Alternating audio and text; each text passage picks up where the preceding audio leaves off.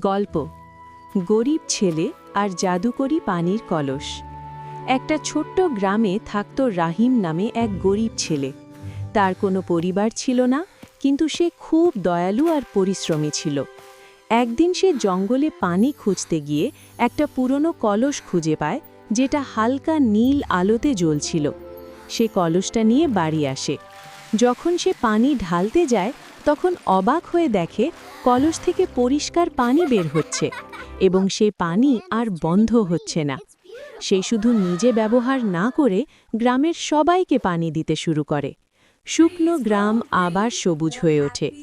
কিন্তু একদিন পানি এত বেশি বের হতে থাকে যে পুরো গ্রাম ডুবে যাওয়ার অবস্থা।